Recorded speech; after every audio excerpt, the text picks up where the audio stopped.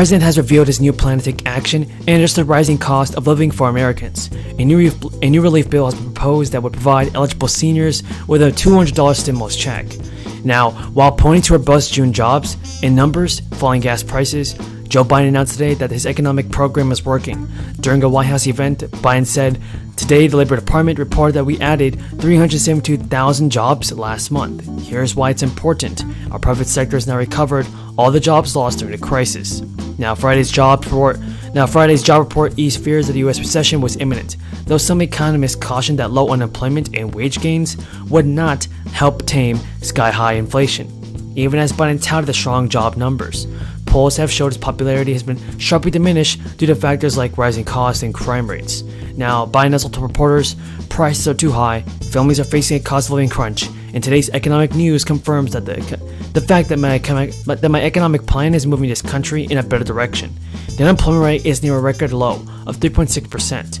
Now, the Secretary of Energy, Jennifer Granholm, then met with top oil executives to discuss how the companies might ease the pain at the pump. Some analysts say it is unlikely the current price drop is related to the administration's lobbying efforts. And according to experts, the falling price of crude oil and weakened demand have driven the cost of gas down, and the industry is also working through the higher cost inventory. The White House doubled down this week, calling for Congress to suspend the federal gas tax again. Federal gas tax would temporarily suspend federal gas on federal tax of gasoline, and the result would be a price reduction of 18 cents a gallon. Now, consumers have already seen some savings in states where gas tax holidays were adopted. On a different topic, oil prices have dropped pretty significantly.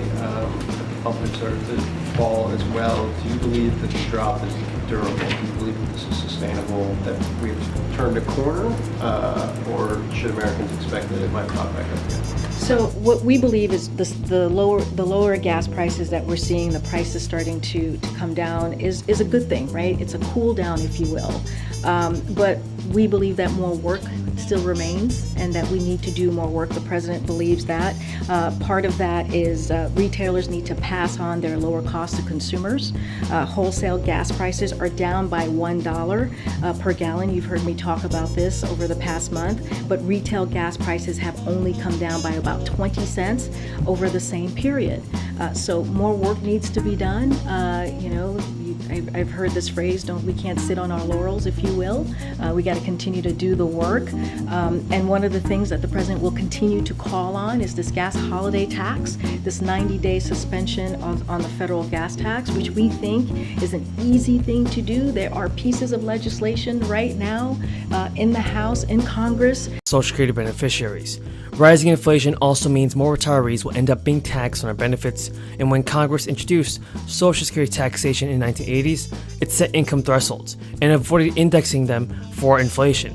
On the positive side of this, retirees whose costs are rising more slowly than the official inflation figures will benefit from the latest cost of living adjustments, according to the U.S. Labor Department.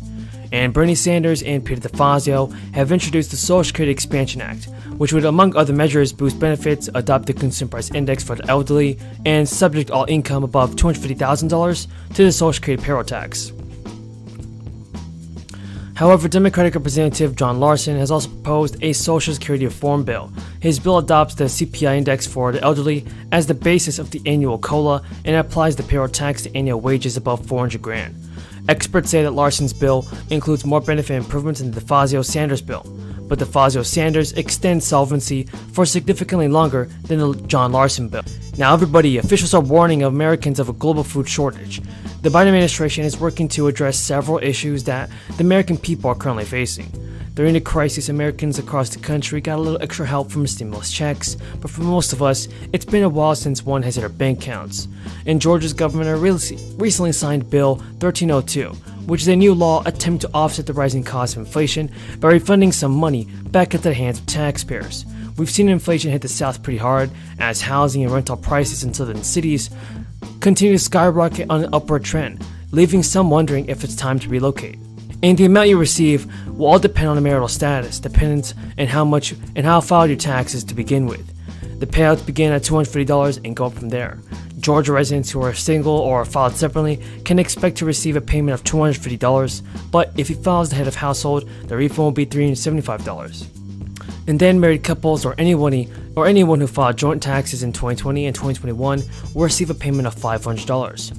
To qualify for the one-time bonus, you have to be an active Georgia resident, as the bill excludes sending payments to non-residents, dependents, or trust. The good news is that the payment will automatically hit your account if you have filed your taxes in the year 2020 and 2021.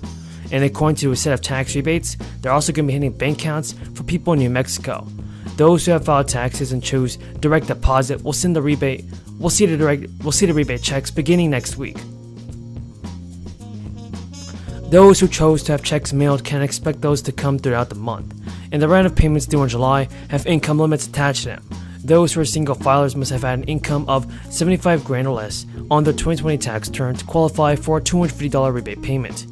The New Mexico Taxation and Revenue Department says paper checks will also begin to be processed and mailed next week. The department says they have a limited capacity in how many checks they can print per day. And now, the United Nations warned that the world faces a catastrophe because of the growing food shortage around the globe. There is actually a new stimulus relief program that is approved. About $500 stimulus checks available for many people are available right now for you. Joe Manchin has just shared a new list of changes that he would like to see made on President Biden's Build Back Better package. So you want to watch until the end of the video to see if you're eligible for this fourth stimulus check. We have a ton of good news about the fourth stimulus payment, so you definitely don't want to miss out on it. Over 500,000 Massachusetts low-income residents dealt with some of the financial blows as the onset of the crisis continued. But the good news, everybody, is that many residents of Massachusetts should start receiving $500 payments from the Baker administration within the next week. The $500 payments comprising the first phase of the $460 million crisis essential employee premium pay program are funded through federal stimulus crisis relief funds. Checks will be mailed automatically to eligible individuals, whether regardless of what type of industry you work in or business you work for. And no type of application or action is needed on behalf of Massachusetts essential workers themselves. The Baker administration is actually based eligibility on a broad set of criteria, starting with whether residents filed their 2020 tax returns. People must have also been Massachusetts residents in 2020 or part residents in a Commonwealth between March 10th and 2020. Between March and December 31st, 2020, the governor said, I am pleased to sign the Crisis Essential Employee Premium Program into law.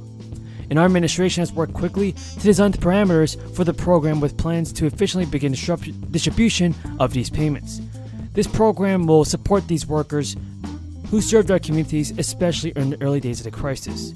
Now, income is also a major eligibility factor for the $500 payments. Residents slated to receive checks will have earned at least $12,750 in employment compensation in 2020, with their total household income at or below 32% of the federal poverty level in 2020. According to Governor Baker's administration, married filers can each be eligible provided each independently qualifies. The governor has also said unemployment compensation in 2019 or 2021 does not affect